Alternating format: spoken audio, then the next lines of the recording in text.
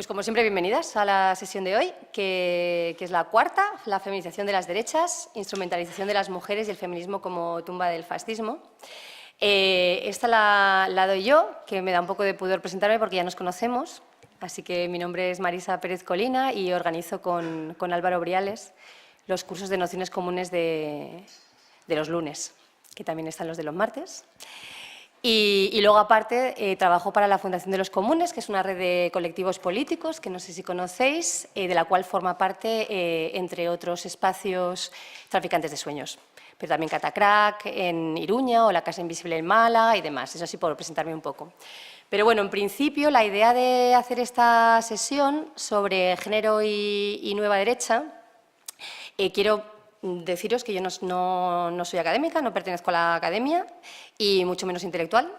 Entonces, lo que quiero compartir en la sesión de hoy es un proyecto de investigación que surge así de un modo un poco casual. Le estaba contando a Diana a raíz de ir a una manifestación que no sé si estuvisteis, de Madrid para Todas, hace un par de años, en la que me pareció que la composición, el discurso, la puesta en escena de la gente jovencita, ¿no?, que hablaba desde el antifascismo era muy diferente, muy plural al antifascismo que yo había conocido hasta ese momento, ¿no? Y bueno, me entró mucha curiosidad por saber qué estaba pasando ahí.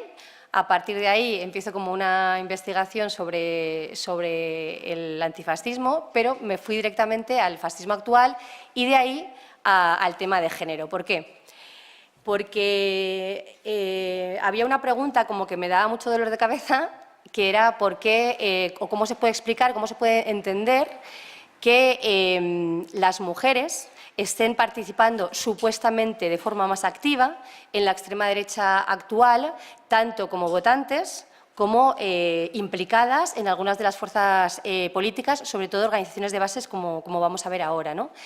Entonces, ante esta pregunta, también me surgían un poco como dos hipótesis posibles a contrastar durante los siguientes años como de respuesta.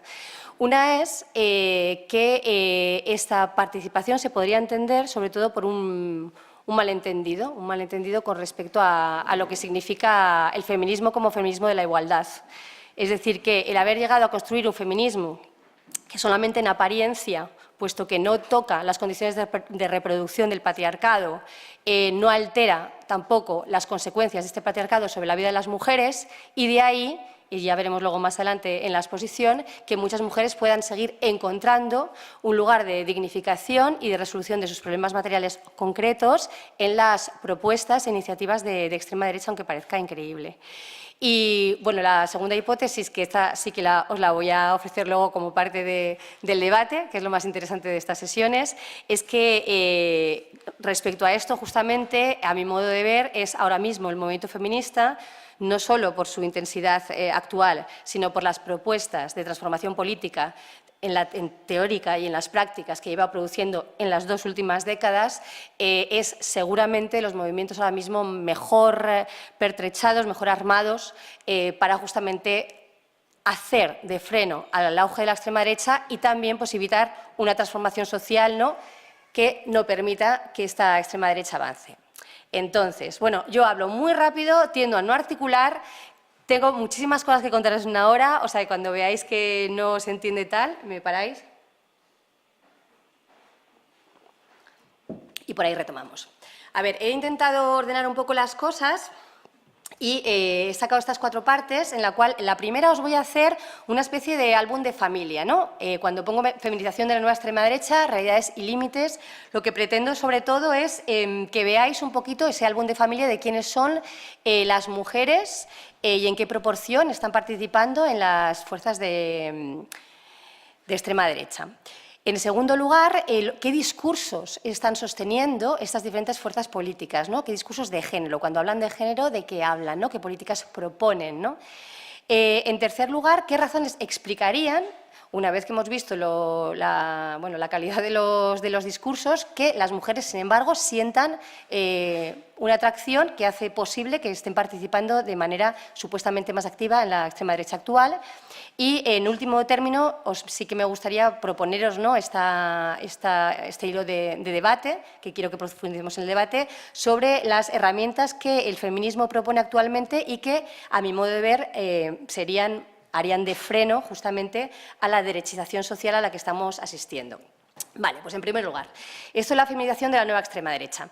En primer lugar, explicar qué es esto de feminización, porque suele haber una confusión con este término. En el último año sabéis que ha habido mucho debate, o no sé si lo habéis seguido mucho, sobre si sobre todo las fuerzas del cambio estaban más o menos feminizadas o las listas estaban feminizadas, etc. En general, cuando se habla de feminización, o se hablaba en estos debates que ha habido en el último año, se habla de pura y dura presencia corporal de cuerpos de mujeres, de biomujeres, en estos espacios, pero de nada más. Me parece muy importante recalcar esto porque que haya más mujeres en los espacios políticos, que es una cosa fundamental, porque si no tomas el espacio público es muy difícil que lo puedas transformar, sin embargo es una condición necesaria, pero en absoluto suficiente. Es decir, que haya mujeres en la política, como ya todos sabemos y históricamente está demostrado, no tiene por qué cambiar per se, sobre todo no tiene por qué hacer más feministas las políticas que se llevan a cabo. Entonces, no hay ejemplos obvios que a todos nos vienen a la mente cuando pensamos en esto, ¿no?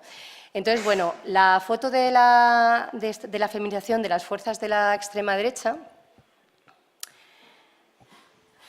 la voy a intentar pasar así bastante rápido, pero bueno, quería que sí que os hicierais una idea. De los partidos que yo estoy estudiando, que estoy siguiendo, bueno, de los países que estoy siguiendo, he hablado de Europa Occidental, aunque se sale un poco, son los países que no son, sobre todo, los países del este. De las 9 fuerzas de extrema derecha que ahora mismo tienen diputados o tienen una pata en la institución, tienen una pata en los parlamentos, que son las que os vienen en esta, yo no veo, pero en esta lista, veréis que de las 9 solo hay 3 que están encabezadas por mujeres, ¿vale? Que son la noruega Siv Jensen, la alemana, que comparte de todas maneras la dirigencia con Golan, que es Alice Weidel, y por supuesto Marine Le Pen. Es decir, 1/3 solamente de estas fuerzas políticas tienen en su cabeza visible a mujeres. Aquí no os preocupéis porque el PPT os lo voy a pasar. He puesto algunas cosas de las bios de estas mujeres porque creo que son interesantes y ya os digo, quería que pusierais cara y rostro a las dirigentes y a las mujeres que tienen más presencia pública porque de ellas vamos a sacar luego como los discursos de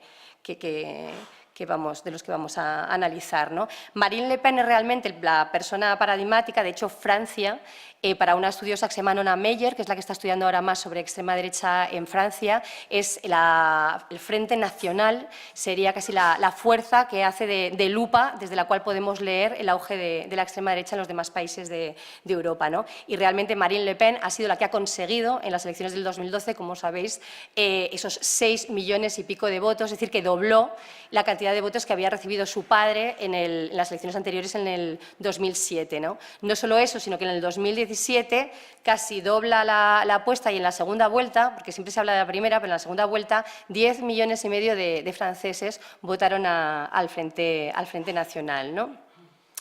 Hay que decir que más allá de ella, que es la más conocida, y por supuesto su sobrina Marion Maréchal, de la que luego hablaremos, en la composición de los órganos de toma de decisión del partido, las mujeres son absolutamente minoritarias, son solamente la mitad del Comité Nacional y solo está ella junto a 8 hombres en el Comité Ejecutivo, ¿vale? Digamos que no es exactamente lo que parece. En realidad, el dato más destacable de lo que está pasando con la extrema derecha en Francia viene de las votantes. En Francia siempre se ha dicho, se ha hablado del efecto mujer, porque siempre se ha hablado como que de las mujeres servían o habían hecho las veces de barrera, de frontera al crecimiento de la extrema derecha durante muchos años. Es una frontera que se está cayendo Y, de hecho, de los datos que pone aquí y que estáis viendo, el que más relevante me parece es este 30% de las empleadas del sector comercio que votó al Frente Nacional, ¿no? Entonces, creo que esto es lo que nos tiene que hacer pensar. ¿Por qué mujeres de las clases populares, ¿no?, que ahora mismo están teniendo claras dificultades para sostener su vida, empiezan a votar al Frente Nacional en bastiones, también en barrios, geográficamente regiones de Francia que han sido tradicionalmente lugares de voto comunista, ¿no?, del Partido Comunista y también de una cultura, ¿no?, del comunismo francés. Vale, en Alemania tenemos a estas tres mujeres. No sé si controláis así un poco a las dirigentes en general. Como estas son las más conocidas, sabéis que Alternativa por Alemania es un partido bastante joven que en realidad se funda en el 2013 como un partido euroescéptico, ¿no?, por Bernd Lucke, y Frauke Petry es la primera que desbanca a Bernd Lucke, llevando al extremismo, al partido, a su ala más extremista y más racista. No sé si conocéis que ella es la que se hizo famosa por unas declaraciones en las que dijo que había que volver a pegar tiros en la frontera para impedir que los migrantes la atravesaran. Alice Weidel derrotó a su vez como dirigente del partido en el siguiente congreso a Frauke Petry y es una dirigente también bastante interesante precisamente por su biografía, porque ella es una mujer que es lesbiana, que vive con su pareja es suiza, procedente de Sri Lanka. Y, bueno, pues viven con sus dos crías, esto que, bueno, pues no podría ser un dato absolutamente irrelevante, no lo es cuando pertenece a un partido que de manera muy explícita y muy clara es absolutamente homófobo y que cuando ha sido preguntado por qué pasa con esto, las explicaciones que suelen dar es, bueno, Alice Weidel simplemente divide su vida, o sea, separa su vida privada de la pública, una cosa no tiene nada que ver con la otra y, mientras tanto, ¿no?, nosotros vamos a quitar las subvenciones a las asociaciones que luchan por los derechos LGTBI, etcétera, como si la cosa no tuviera relación. Y Beatriz von Storch, simplemente ponerla porque también la vamos a citar luego, es muy curiosa porque es especialista en legislación sobre insolvencia y concursos de acreedores, digo, para ir viendo de dónde vienen las dirigentes de los partidos de extrema derecha en Europa. Bueno, hay otras mujeres visibles en las organizaciones de base alemanas, es donde en realidad más mujeres hay y más activas son. Suelen ser un 20% de las organizaciones de base. Y si cotilleáis un poco en Internet, en los vídeos y el material que sale, veréis que realmente las mujeres en las manifestaciones y en las acciones de calle son bastante activas. Respecto a las militantes, en Alemania me parecía importante compartir con vosotros estos datos de una investigadora de la extrema derecha alemana desde el enfoque de género, que es Renate Witzahn, que estima que hay entre el 5 y 10% de participantes en crímenes. Cuando hablo de crímenes, son crímenes cometidos en acciones de los grupos de extrema derecha. 20% de participación en partidos, lo cual es más o menos el porcentaje que hay en el resto de fuerzas de Europa que estamos analizando. Bueno, los 5 países que os voy a contar, porque he dicho Europa Occidental, pero lo que en la exposición de hoy estamos hablando del Frente Nacional en Francia, de Alternativa por Alemania en Alemania, de los demócratas suecos y de Grecia y de España, porque no va a dar para más y ya nos vamos a quedar cortos. 20%, por lo tanto, de participación en partidos, del 10 al 33% en las organizaciones no partidarias, las organizaciones de base, que ya os digo que es donde más activas son las mujeres, y un 33% de votantes, que es, como veis, coincide con el voto de las empleadas en el sector comercio de Francia. Hay, por supuesto, organizaciones exclusivamente de mujeres, organizaciones muy nuevas, de extrema derecha. La Unión de las Mujeres Alemanas y el Círculo de Mujeres Nacionales son las más activas en estos momentos, ¿no? A lo que se dedican las mujeres, de todas maneras, que recuerda mucho a las asociaciones de mujeres fascistas de los años de entreguerras, son a las labores muy de administración, por supuesto a la propaganda y a la difusión de las manifestaciones, de octavillas, tal, y también, muy importante, como su función para anclar, ¿no?, a los componentes masculinos, ¿no? Que de hecho suelen dejar los grupos más activos de choque de base de las fuerzas así más de extrema derecha cuando tienen familia. Digamos, si las mujeres o sus compañeras también forman parte del partido, eso asegura, ¿no? como ese anclaje, ¿no? que le he llamado aquí. Pues bueno, lo que me parece más de destacar, que vuelvo a insistir, que sobre todo el crecimiento de la participación, o sea, de la votación al partido de ultraderechas, 33% de votos para estos partidos ultraderechistas que ya son emitidos por mujeres. Sobre los demócratas de Suecia, os simplemente citar a estas dos personas destacadas, que son Margareta Sandstedt y Therese Borg, que luego saldrán en la parte de discursos que os digo, y, muy importante, el 20% de nuevo de mujeres militantes en el Partido Demócratas de Suecia. Grecia, que sería con Amanecer Dorado, ¿no? Como la fuerza así nazi más tradicional, de hecho también lo es si hablamos de género. La única diputada que hay por Amanecer Dorado en el Congreso, en el Parlamento griego, es Eleni Zaroulias, que es la esposa, como sabéis, de Mijaloliakos, y la otra de las mujeres más destacadas, que ahora está en un juicio, por cierto, por agresiones, es la hija, Urania. Es decir, que aquí incluso, ¿no? el hecho, su papel destacado está absolutamente relacionado con el parentesco que tienen con los líderes del partido. También tiene una organización de mujeres que se llama el Frente Femenino, que es muy, muy activa. Y en España, aunque me echa la bronca a Álvaro por hacerle promoción, pero no podemos obviar a la fascista, voy a llamar directamente más conocida, que por supuesto es la cabeza visible del Hogar Social y es Vanessa Ruiz. Pero bueno, hay una de la división que hacen Miquel Ramos, que lo vais a conocer el sábado, que es la persona que viene el sábado, de las organizaciones de extrema derecha en España hoy. Él hace como una división en tres grupos, ¿no? Lo que serían los nostálgicos, los franquistas nostálgicos y los falangistas, que ahí hay un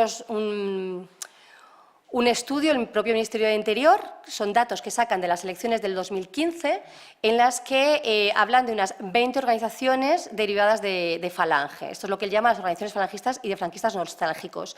Luego estaría el segundo grupo, que de aquí vamos a sacar bastante chicha para el discurso, porque son partidos nuevos, pero bueno, son los que más activos están también a través de la web y de sus programas produciendo discurso antifeminista, que son España 2000 y la Plataforma por Cataluña, y que Miquel Ramos llama populistas y neofascistas.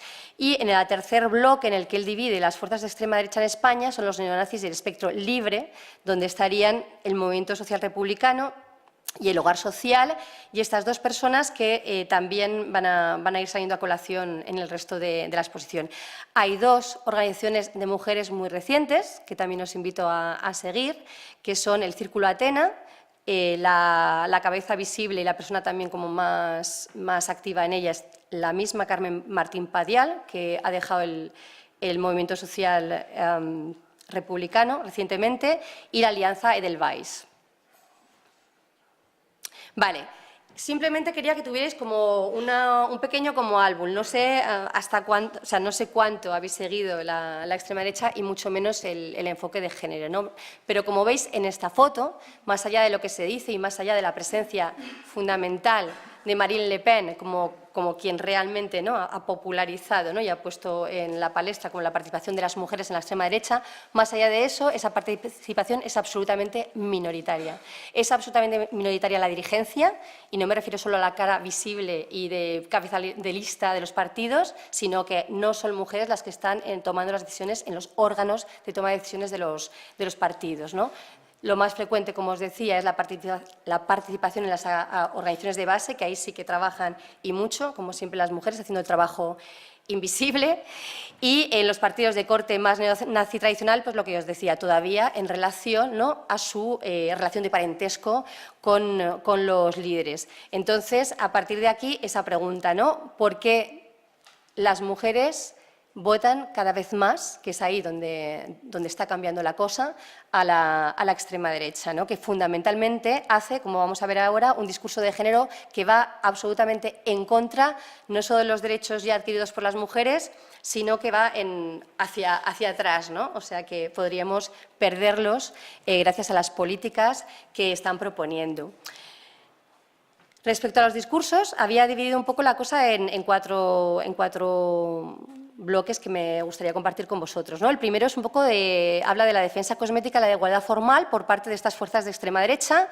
En segundo lugar, la idea de cómo en realidad usan este discurso de defensa de la igualdad formal como arma arrojadiza, racista frente a la migración y especialmente antiislamista, porque es lo que caracteriza más a la ultraderecha de los 5 países que estoy estudiando.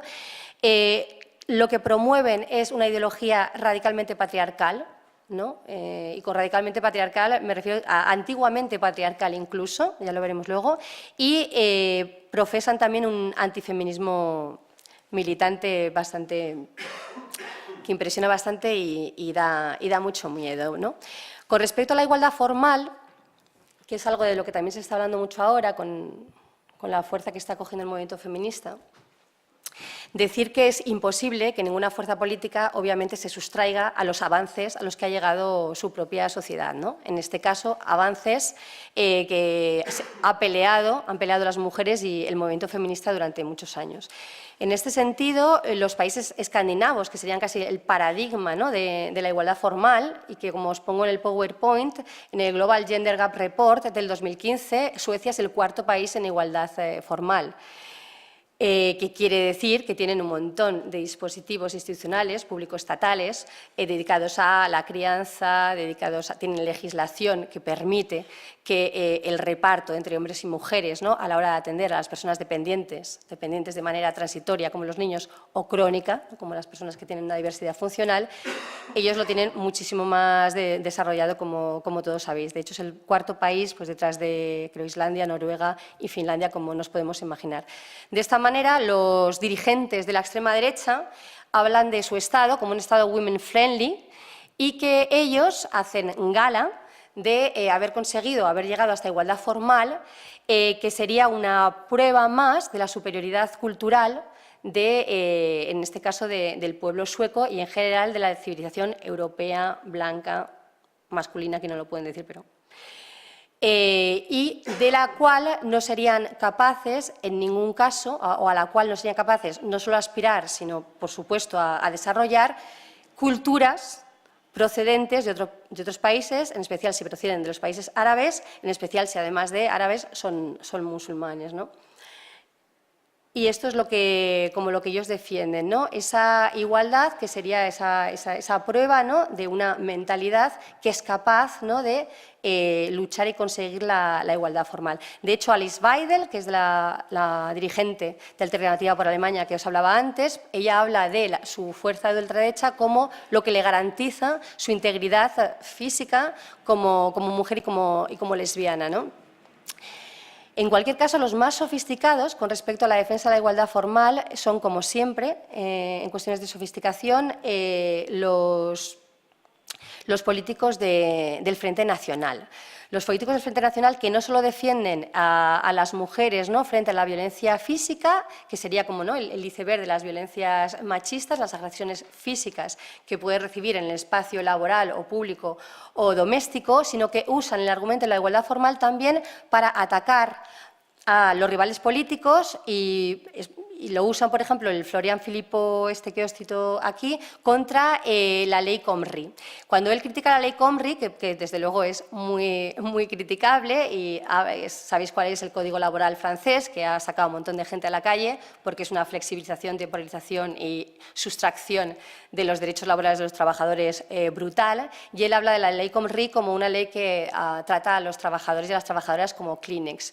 Pero en especial insiste, ¿no?, en su argumentación contra la ley en la repercusión que esta tiene en la situación laboral de las mujeres. Por eso, en esta frase que os quería reproducir, porque me parece interesante, habla de que la reconquista de la soberanía nacional pasaría también por reconquistar el estatus en crisis de las mujeres. Luego está también Marine Le Pen, que se ha caracterizado en las últimas elecciones del 2017 por expresar de manera como muy rotunda que ella en ningún caso iba a ilegalizar el aborto e iba a respetar la ley de legalización del aborto, que en Francia se legaliza en 1975, a instancia de Simone Veil. Aunque viene, o sea, hay una ambivalencia y ambigüedades anteriores, ¿no?, que luego veremos, pero bueno, en todo caso, en las últimas elecciones sí que defiende con absoluta claridad, ¿no?, el derecho al aborto. Sin embargo, más allá de este discurso que usan en general contra otras fuerzas rivales y otras culturas, más allá de él, las políticas que realmente promueven y aprueban no tienen nada que ver ni siquiera con el desarrollo de la igualdad formal, ¿no? Y los datos que os doy aquí son, por una parte, de las actuaciones políticas que tiene en el Parlamento Europeo y, por otro lado, en el propio Parlamento francés. En el Parlamento Europeo, como veis, Marine Le Pen, de 50 leyes que se lanzaron en Europa para mejorar la situación de las mujeres, solo votó 4, 17 veces votó en contra y 32 estuvo ausente. Tan ausente como suele estar el tema de la cuestión de las mujeres y femenina en todas sus políticas, en todos sus discursos y en todas las cosas que hacen. O sea, que eso es un reflejo de la actuación política real que tienen con respecto al tema de las mujeres. En la votación que os pongo de la Unión Europea, la segunda con el informe de Tarabella, era unas propuestas que se hacía a partir de ese informe de promover, ¿no?, la presencia de las mujeres en los trabajos públicos, estableciendo una norma de paridad. Ellos votaron, por supuesto, en contra. Y en el Parlamento francés han votado en contra de muchísimas medidas de promoción de la igualdad, como la de extender el permiso de paternidad para homologarlo al permiso de maternidad para crianza, unos dispositivos de protección en situaciones concretas de maltrato y de agresión doméstica, unas propuestas que tenían que ver con garantizar, ¿no?, a las mujeres por el impago de las pensiones cuando se hacían cargo de los hijos, etc. En conclusión, o sea, más allá de ese uso absolutamente superficial de defensa de la igualdad formal, sobre todo, como luego veremos, en contra de otros, las políticas de igualdad formal que promocionan no tienen absolutamente nada, vamos, no se corresponden con el discurso. Además, es muy curioso porque ellos nunca usan la palabra feminismo. En realidad, de todas las búsquedas que Diana preguntaba por qué no hay más bibliografía, en el enfoque de género sobre las fuerzas actuales hay muy poca bibliografía. Hay poca bibliografía en general sobre las cosas que están sucediendo ahora, pero con la perspectiva feminista pues todavía menos, ¿no? Pero además, si haces búsquedas, que donde tienes que buscar para investigar al final es en los programas, en las páginas web, en el Facebook y en las cuentas de Twitter de todas estas personas, si buscas por la palabra feminismo no vas a encontrar nada, si encuentras algo va a ser absolutamente denigrante. Tienes que buscar por mujer, por género, porque para no pronunciar feminismo ahora se habla de ideología de género, pero no, feminismo no se reconoce como sujeto político de ningún tipo, ni como movimiento transformador que haya que tener en cuenta con respecto a esa igualdad formal que supuestamente defienden. Porque en realidad la defensa es absolutamente instrumental. Entonces, como os decía, si seguís la cuenta de Twitter de Marine Le Pen, es muy interesante. Los tweets en los que habla del tema de género son 0, con respecto al resto. Pero cuando habla del tema de la cuestión de las mujeres o de la situación de las mujeres en Francia, el paisaje que describe es algo absolutamente aterrador. Y es un paisaje en el que las mujeres habrían perdido completamente la libertad de andar por la calle, sobre todo en determinados barrios, que casualmente son los barrios de las banlieues francesas, donde más gente de procedencia, sobre todo de los países árabes, vive, que ya no pueden vestir como quieran, porque entonces son agredidas. Y es muy curioso porque cuando habla de las mujeres no sabemos muy bien de qué mujeres habla, porque cuando se refiere, o sí sabemos muy bien de qué mujeres habla, en todo caso jamás incluye a las mujeres de procedencia de otros países. Hablar de migrantes que ya me resulta un poco, porque ya no son migrantes, son mujeres francesas, absolutamente francesas, sí, de procedencia cultural originaria árabe, hace 3 generaciones sus familias fueron de Argelia a Francia y profesan la religión musulmana. Con lo cual, no son mujeres a título completo, puesto que no tienen capacidad de agencia, son mujeres oprimidas por sus propios compañeros, por su propia cultura y por su propia religión, a las que habría, ¿no?, que salvar de esa situación de opresión de las que aparentemente no serían conscientes, ¿no? De alguna manera, la mujer musulmana y la mujer musulmana practicante que además lo visibiliza llevando el velo, es como el paradigma de todas las contradicciones del antifeminismo del Frente Nacional, ¿no? Y de dirigentes como Marine Le Pen, porque muy lejos, ¿no?, de valorar la capacidad de agencia de las mujeres, ¿no?, y su capacidad de proponer, ¿no?, cambios que justamente den en el corazón del patriarcado, lo que reproduce la relación de dominación, ningunean, invisibilizan y victimizan al menos a buena parte de las mujeres. Entonces, bueno, los demócratas de Suecia y Alternativa por la Alemania, si seguís lo mismo las cuentas y los discursos que hacen, más o menos comulgan con ese mismo discurso en el que se construye especialmente a los musulmanes como esa amenaza, ¿no?, para los alcances civilizatorios en cuestiones de igualdad formal conseguidos por la cultura europea superior. Pero bueno, aquí en España tampoco nos quedamos cortos y os he traído aquí algunas perlas, tanto de España 2000 como de Plataforma por Cataluña, para que también vayáis reconociendo a determinados personajes y las cosas que dicen, ¿no? De España 2000, que como sabéis tiene un programa político con muchísimas propuestas para ganar las elecciones. En su programa político, en el epígrafe de inmigración, porque sobre género y esto lo mismo tampoco vais a encontrar nada, dice: está claro que culturas y modos de vida ajenos a Europa, muchos de los cuales desprecian y condenan a la mujer bajo la oscuridad de un burka, la someten a mutilaciones o que a ritmo de reggaetón la tratan como un simple objeto sexual. No son aceptables ni tolerables en nuestro país. Es un poco todo el rato el mismo tipo de discurso. De hecho, parte de las cosas que podéis leer en la página web de España 2000, que son artículos pues, que se escriben para celebrar el 8 de marzo, cuestiones así, la mayor parte también son escritos por hombres. Como este señor iluminado que se llama Manuel Montes, que en un artículo que se llama Violencia de género, un fenómeno ligado a la inmigración, habla de una supuesta vinculación estadística entre la extranjería, o sea, el número de inmigrantes que llegan al país, y el número de delitos relacionados con violencia de género. Entonces, según él y sus estudios, que por supuesto no hace públicos ni comparte, esta sería una información que están ocultando las fuerzas policiales españolas para que no nos demos cuenta, para que no hagamos como ese vínculo, ¿no? Y bueno, pues Plataforma por Cataluña en el mismo sentido, entonces el enemigo para la igualdad formal, porque de otra no hablan, los enemigos de las mujeres son, por supuesto, las personas de cultura islámica y ahí pues todo el listado de ablaciones, poligamias, burkas, velos, etc. La ideología que promueven es una ideología patriarcal, que es otra de estas palabras que genera un poco de confusión, ¿no? Y me gustaría recuperar una definición que me parece como muy clara de María Jesús Izquierdo sobre qué es esto del patriarcado, porque el patriarcado nunca es una cuestión, una relación de hombres y mujeres. Es una estructura de poder que genera una relación de dominio de dos posiciones, la posición masculina y la posición femenina.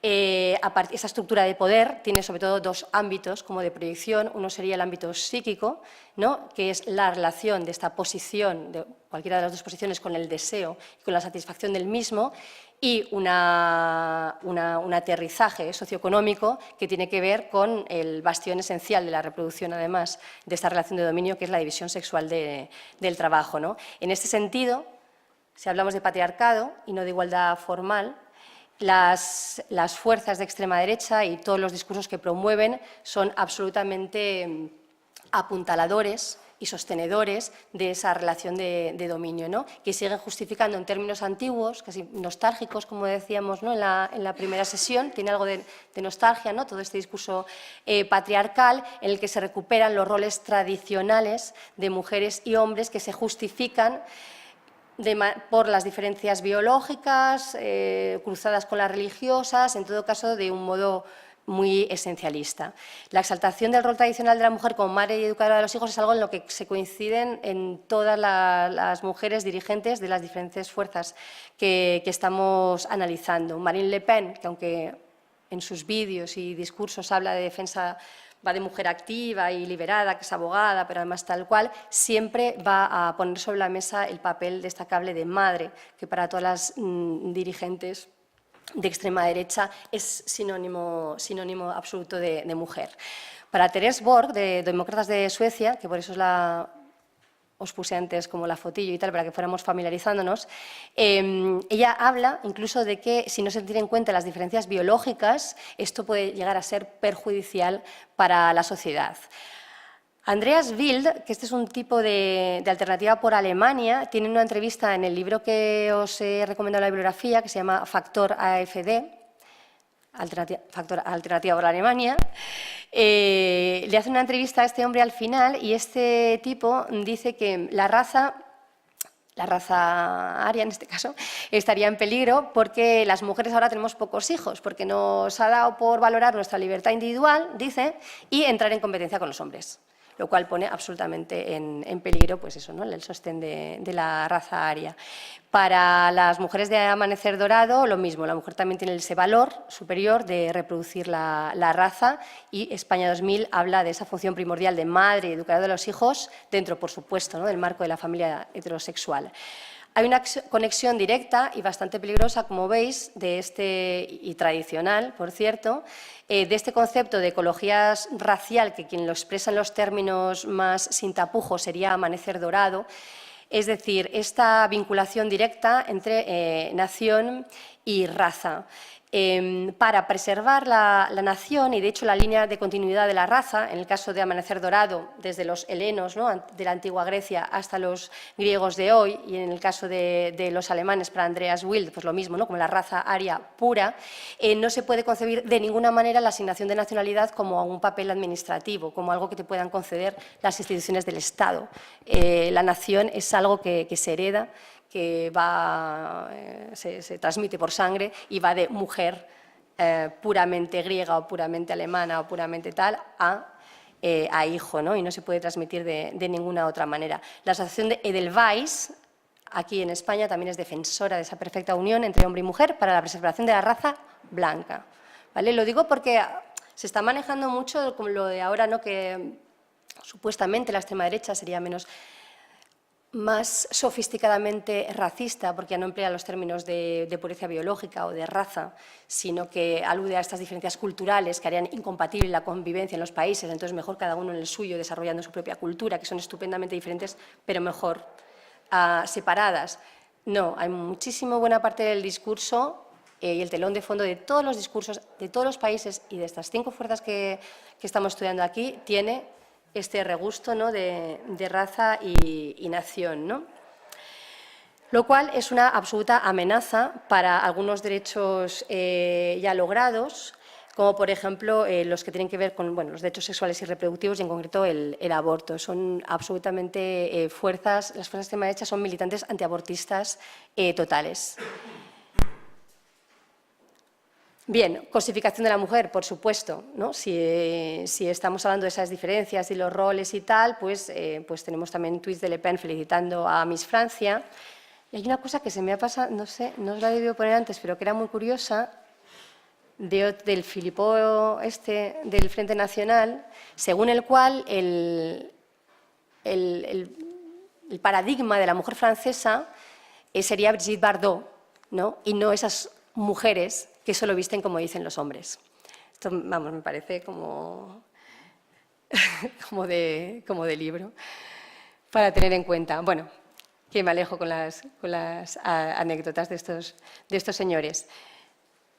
Entonces, bueno, cosificación de la mujer absoluta. De hecho, aquí tenemos a otro eurodiputado del Frente Nacional que dice que el hombre y la mujer son diferentes pero iguales y deben aceptar su complementariedad para su desarrollo mutuo. Es decir, y toma la cita o este concepto antropológico del Vaticano. Con estos previos os podéis imaginar que también son fuerzas muy militantemente homofóbicas. De hecho, Marion Maréchal Le Pen, que de alguna manera con respecto a Marine Le Pen hacen la puesta en escena de que una es como el poli bueno y otra es el poli malo de los derechos de género, ella aboga desde hace mucho tiempo porque se eliminen las subvenciones a las asociaciones que ella llama politizadas y que son las de planificación familiar y también las de LGTBI. Y Beatriz von Storch, que es la descendiente esta de, bueno, que tenía su abuelo era ministro de Finanzas de Hitler, habla incluso como del lenguaje, ¿no? Ahí tiene una batalla muy particular los militantes de Alternativa por Alemania con respecto al lenguaje de género y dicen: queremos una política que defienda los intereses de nuestro país y no queremos cambiar nuestro lenguaje porque alguien se sienta discriminado por no considerarse ni hombre ni mujer. Recordemos que Alice Weidel, que es realmente la líder de su propio partido, ¿no? Es lesbiana y se siente justo segura por la ideología de su partido. Bueno, lo más, en realidad, ya os digo, no hablar de género o hablar de feminismo es absolutamente casi imposible encontrar en todo lo que leáis de estas nuevas fuerzas, porque sobre todo suponen, a mi modo de ver, una contraofensiva antifeminista bastante fuerte. En el artículo de Nuria que os había propuesto, por ejemplo, ella se pregunta si derechos como el aborto, derechos adquiridos, pueden volver para atrás, ¿no? Podemos discutirlo luego. Yo, a mi modo de ver, evidentemente sí, si no, no estaríamos en cuestiones laborales como estamos ahora, pero en cosas que parecen adquiridas para siempre, en algunos países y de manera limitada, como el derecho al aborto, están absolutamente en peligro por fuerzas de extrema derecha que, si bien siguen siendo muy minoritarias, tienen esta capacidad, ¿no?, que están teniendo ahora para marcar la agenda de los demás partidos, para marcar determinados debates mediáticos e influir pues de manera bastante peligrosa. El feminismo, como hemos hablado antes, es algo absolutamente innombrable. Nunca hablen de feminismo o de feministas, sino es para denigrarlas, y sustituyen esto por, hablando de embrismo, para descalificar y bueno, desmontar absolutamente todo lo que significa, ¿no?, como las propuestas del movimiento feminista. Hablan también de locura de género y de ideología de género. Manifestaciones concretas contra las feministas, os he puesto algunos ejemplos porque también me parece que sí que, ¿no?, hacen ver como las orejas al lobo, ¿no? Por hablar simplemente del caso español, Carmen Martín Padial, que os he dicho antes que era la cabeza del Círculo de Atenas, pero también formaba parte antes del movimiento social republicano, dice que las feministas son talibanas y sexistas, pues impiden a las mujeres que así lo desean dedicarse a los hijos y al hogar. En general, casi todas las intervenciones son en este sentido. De alguna manera, el movimiento feminista lo que haría sería impedir el deseo natural de las mujeres de desempeñar su rol que más valor tiene para la sociedad y que tiene el mismo valor que el de los hombres, pero que es estar en el hogar ocupándose de la crianza, de la educación de los hijos, ¿no? El lema de la Alianza del Valls es muy también ilustrativo porque su lema es 100% femeninas, 0% feministas. Después de poner este lema, sí que especifican que a ellas no les interesa nada el género, ni hablar de género, ni que se detienen en estas cuestiones, ¿no? 100% femeninas, 0% feministas. Entonces, bueno, yo sobre todo recalcaría eso, ¿no? Esto que parece como un poco anecdótico, pero los discursos que emiten son muy activos en redes, son muy dañinos y sí que tienen mucha repercusión, pues porque sí que están teniendo mucha influencia, ¿no?, en marcar esa agenda de los debates. Entonces, ahora la pregunta del millón, que sería un poco la que de alguna manera, ¿no?, me ha impulsado a empezar esta pequeña investigación, es qué razones explican entonces esta atracción de las mujeres, esta participación de las mujeres en estas fuerzas, que sería claramente como tirar piedras contra su propio tejado, ¿no? Entonces, bueno, en busca de respuestas a esta pregunta, sí que aclarar, lo ya he dicho, el enfoque de género es absolutamente minoritario en cualquier investigación. Entonces, por supuesto, también en esta. Entonces, ahora mismo faltan muchísimos datos y muchísimas investigaciones con datos discriminados para poder extraer conclusiones. Es muy difícil. Además, que los países que más información tienen, bueno, pues también tienes que controlar los idiomas, que no está la cosa fácil. Por eso también lo que os he propuesto eran textos en inglés, porque no hay mucha producción en castellano de momento. Luego, entre estos países también hay muchísimas diferencias con respecto a la situación de la mujer y también a los discursos.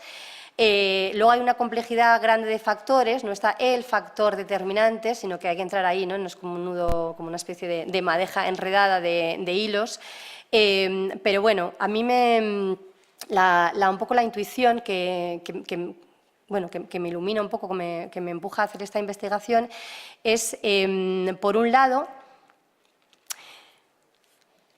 mi hipótesis sería no solo pensar que hay una reacción desde el miedo, o hay una reacción defensiva, o hay una reacción reaccionaria, valga la redundancia, sino que algunas de las apuestas que hacen las mujeres participando en estos espacios, que aparentemente van contra su propio bienestar, tiene que ver con buscar un lugar de dignificación, ¿no?, en unas sociedades en las que, más allá de la igualdad formal, no se ha atacado de manera sustancial aquello que reproduce las condiciones en las que las mujeres siguen padeciendo de manera mucho más brutal, ¿no? Me refiero a las situaciones económicas, ¿no? Entonces, toda la crisis neoliberal, todo lo que tiene que ver con las políticas austericidas, el desmontaje, desmantelamiento del estado de bienestar afecta mucho más a las mujeres, como veremos después. Entonces, aquí habría no solo una huida hacia atrás, sino una huida hacia adelante. Y esto no sé si será verdad, desde luego era verdad en los años 30, parece más cuestionable que pueda seguir siéndolo ahora, pero bueno, por ahí van los tiros para mí, por pensar siempre que todas las personas, y por lo tanto también las mujeres, tienen capacidad de agencia y de tirar para adelante y no solamente actúan en base al miedo y la defensa de sí, ¿no? No he puesto el cronómetro. Bueno, a las 8 corto.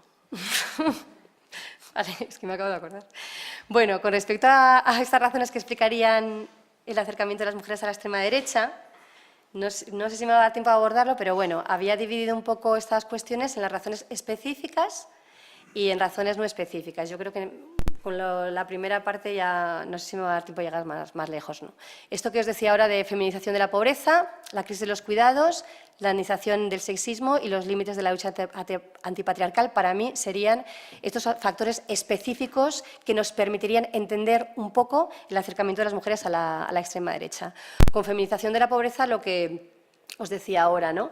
En todas las estadísticas, en todos los números que estudian el tipo de contratación, si es parcial o es temporal, los sueldos, cómo afecta, ¿no?, el que se privaticen instituciones o propiedades sociales aparentemente adquiridas para siempre, como la sanidad, como la educación. Todo esto, el derrumbe, digamos, del modelo de estado de bienestar, a quien más afecta es a las mujeres, ¿no?, que se sitúan con respecto a todo lo que está pasando, a todas las políticas neoliberales, como los sujetos, los colectivos más vulnerables, y en este sentido hablamos de feminización de la pobreza. Diana Mulinares y Andrés Nergar, que estudian sobre todo el Partido de Demócratas de Suecia, y porque las mujeres suecas están también votando y participando en la extrema derecha, para ellos sería como, o ellos lo explican, desde la frustración de las mujeres de no alcanzar esa normalidad de mujeres madres y además profesionales, ¿no?, que se espera de ellas, lo que aquí hablábamos cuando hablamos de Superwoman, ¿no?, hace unos años, desde las políticas neoliberales, ¿no? Se espera que tú tienes que desenvolverte perfectamente, ¿no?, en este papel de mujer que puede con todo, ¿no? Entonces, las mujeres que no pueden con todo y que se ven empobrecidas y que se ven, ¿no?, con instituciones del estado de bienestar mucho más degradadas, encontrarían refugio de dignificación, ¿no?, en agarrarse a lo único que les queda, que es su ser suecas. Y bueno, al menos somos suecas, que es mejor que ser de lo otro. Y entonces, en vez de aliarse a las aliadas naturales, que serían las otras mujeres, aunque procedan de otros orígenes, comparten la situación, ¿no?, de opresión económica que ellas están viviendo, las construyen como enemigas. De hecho, las mujeres extranjeras, las mujeres migrantes, en los países, ¿no?, paradigma de la igualdad formal, son vistas como parásitas y con rivales, ¿no?, en la obtención de recursos, de ayudas sociales para llegar a fin de mes, para sostener la vida familiar y la vida en los hogares. Esto enlazo con lo que aquí también se ha llamado la crisis de los cuidados, que también es un término, ¿no?, bastante controvertido y que, bueno, yo diría que no es más complicado que entenderlo como lo que hemos llamado reproducción de toda la vida. Es decir, todos esos trabajos que sostienen literalmente la vida, no solo la crianza, que es el que tenemos siempre como referencia, sino la atención a la enfermedad. La atención a la enfermedad, por ejemplo, en España, se da principalmente en los hogares y no en los centros de salud, y el 80% eso se realiza en los hogares y lo hacen, por supuesto, mujeres. Entonces, todos estos trabajos que sostienen la vida y que habitualmente se llaman de reproducción entran absolutamente en crisis en la medida que no se socializan, en la medida que no se reparten entre mujeres y hombres, y como todas las crisis, esto nos da una oportunidad o bien de cambiar, ¿no?, y transformar las condiciones de reproducción de esta desigualdad, o bien de hacer un arreglo como que haga un cierre en falso. Lo que se está haciendo es ese cierre en falso. Entonces, ¿qué hacen las mujeres en los países europeos que no pueden con todo? No pueden con el empleo fuera del hogar, con el sostén de las familias. Hacen un arreglo no retribuido, que es con otras mujeres que forman parte de su familia, abuelas, tías, etcétera, en general abuelas, vamos a ser sinceras, o retribuido, es decir, que van a tirar de la mano de obra de mujeres en condiciones de vulnerabilidad superiores a las suyas, o de precariedad más graves, que son, de nuevo, las mujeres de origen migrante, incluso con estatus jurídico que permite que ese trabajo sea todavía peor retribuido, todavía menos reconocido, todavía más invisibilizado, ¿no?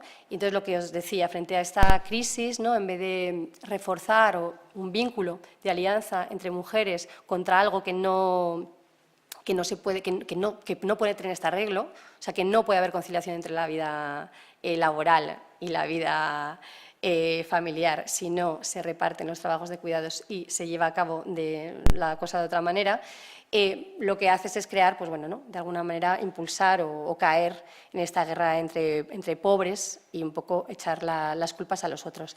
Os ponía el ejemplo de Suecia y os recomendaba, bueno, al final del PowerPoint os pongo unas referencias bibliográficas y también de audiovisuales, porque hay algunos documentales bastante interesantes. Uno que no sé si lo conocéis, se llama la teoría sueca del amor, o la teoría del amor sueco, no, la teoría sueca del amor. Y esta serie es muy curiosa porque para mí sería como la demostración clara de que esta igualdad formal, construida desde arriba, es decir, a base de instituciones de lo público estatal, finalmente no soluciona nada, porque la comunidad como tal, ¿no?, es decir, esta complejidad de seres humanos que compone una sociedad, no ha asumido que tiene que hacer ese reparto de tareas entre todos, ¿no? Entonces lo hace el Estado desde arriba y lo hace de manera muy individualizada. Lo que quiere decir que al final no se terminan de resolver los problemas y genera otros problemas de soledad y de aislamiento bastante graves que cuenta muy bien este documental que os recomiendo mucho, porque pondría de alguna manera como toca los límites, ¿no?, de ese falso reparto del trabajo de reproducción cuando está socializado solamente por las instituciones del Estado y de esta manera. Bien, cuando hablamos de racialización del sexismo es un poco lo mismo, ¿no? A ver, cuando estoy hablando de mujeres en general, me estoy hablando de mujeres que forman parte de las fuerzas de extrema derecha, ¿vale? O sea, digo para que no nos desorientemos. Para las mujeres que forman parte de estas fuerzas, cuando hablamos de racialización del sexismo sería lo mismo. En vez de acudir, ¿no?, a las causas reales de la situación de vulnerabilidad real y de problemas materiales concretos que están padeciendo en su día a día con respecto a su integridad física, pero también con respecto a su vida laboral y a su capacidad de sostener el cotidiano, lo que se hace es un poco construir al otro, ¿no?, como el enemigo, ¿no? En ese sentido, compran, digamos, el discurso de las fuerzas de extrema derecha de los hombres árabes musulmanes como agresores. Ellos son el problema, no los hombres de sus familias, no otros hombres que se encuentran por la calle. El problema son ellos son los que están poniendo en peligro su integridad física y su libertad, ¿no?, de moverse por la ciudad. Y las mujeres lo mismo, se olvidan de que son esas mujeres las que están cuidando de sus hijos, de sus mayores y las personas con diversidad funcional. No, ellas son sobre todo la competencia y las rivales en las ayudas públicas. Por ejemplo, para los alemanes de la ex RDA, de la Alemania del Este, el 50%, el 40% de los que reciben ayudas del Estado, la mitad… Espera, ¿estás haciendo algo raro? Bueno, la mitad de los ingresos del 40% de los hogares de la ex-RDA son subvenciones públicas, ¿vale? Entonces, aquí es donde se entra, ¿no?, esta cosa de la competencia, de la guerra entre pobres, de esos bienes aparentemente escasos por los que tenemos que luchar. Lo digo como ejemplo, o sea, también para entender de dónde viene, ¿no?, esta creación de rivalidades y de enfrentarte al otro que aspira a conseguir las ayudas que tú piensas que te corresponden más por ser, como dirían los franceses, ¿no?, dicen de souche, como que ser originaria racialmente de este país. Entonces, bueno, como último punto así específico, para mí esto iluminaría un poco los límites de la lucha antipatriarcal reducida a la igualdad formal, ¿no? Vale, en estos momentos como de auge del movimiento feminista aquí, parece raro hablar, ¿no?, de la influencia de… cuando hay declive del movimiento, cómo esto, ¿no?, puede redundar en que haya auge de la participación de las mujeres en las fuerzas de extrema derecha. Pero Nona Mayer hace directamente esa relación para tratar de explicarse ese auge del porcentaje de votantes en las elecciones del 2015, no sé si lo diría, del 2012 en Francia, no sé si lo diría de las de 2017. Entonces, bueno, ¿no?, para mí la conclusión, y que es por donde creo que hay que indagar, es sobre todo que para contrarrestar esta estructura de dominio no basta en ningún modo con la igualdad formal. La relación de esto con la extrema derecha es que, insisto, en la medida en que las mujeres siguen siendo las más afectadas por las condiciones de vida que generan, ¿no?, las políticas económicas neoliberales, ellas tienen que ir buscando, ¿no?, en otro lugar, un lugar de dignificación que, por desgracia, ¿no?, nos retrotrae a modelos anteriores que, lejos, ¿no?, de procurarte, de resolverte los problemas materiales, al revés, ¿no?, te enclaustran en lugares de subordinación aún mayores. Y realmente son las 8, así que quería que nos queda 1 hora para debate. Así que voy a dejar los factores no específicos, ¿vale? Los tenéis en el PowerPoint, así que podemos hablar luego de ellos. Pero sí que quería compartir con vosotros un poco esta epígrafe raro de por qué el feminismo podría ser la tumba del fascismo, es un poco así grandilocuente. Pero sí que creo que de alguna manera hay cuestiones que se abordan desde el movimiento feminista y las propuestas feministas que contrarrestan de manera muy frontal no solo el fascismo como tal o el neofascismo, sino también la propia derechización social que viene de muchos más frentes que las fuerzas reconocidas como o autorreconocidas como de extrema derecha, ¿no? De las 3 potencialidades más destacables, pero que ya os digo que lo lanzo como hilos para luego debatir juntos, del movimiento feminista actual, me gustaría destacar su capacidad de tejer lazos a escala internacional. ¿Por qué?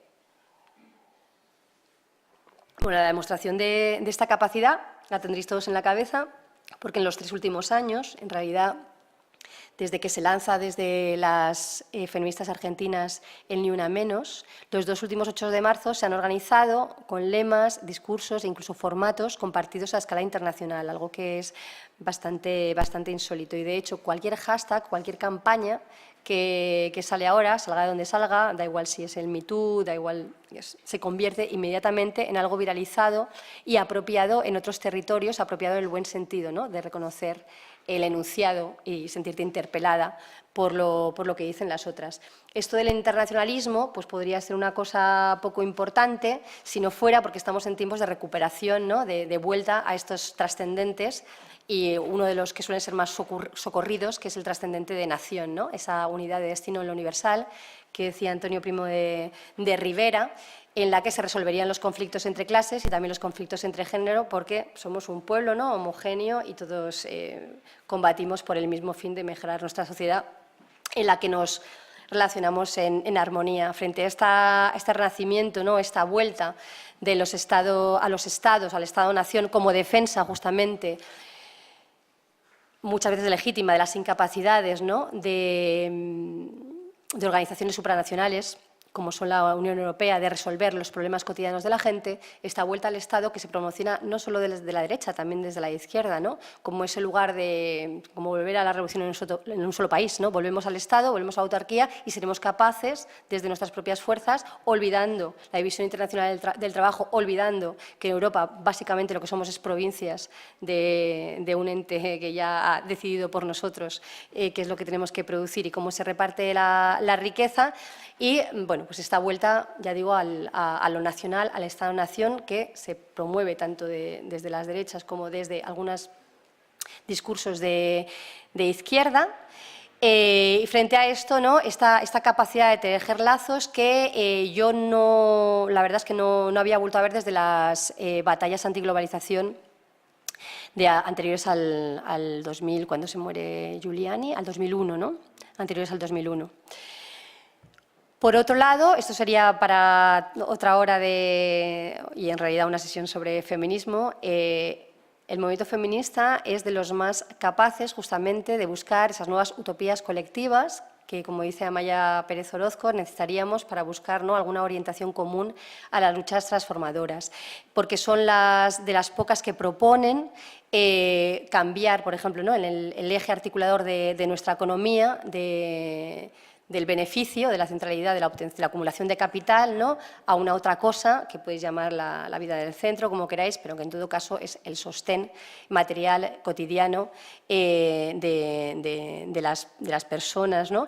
En este sentido, las propuestas teóricas que proceden del ecofeminismo son bastante ricas y, bueno, esto ya es más de sensibilidad personal, las marxistas, que de alguna manera también ponen en cuestión las lagunas, ¿no? del marxismo a la hora de haber incorporado la crítica de género.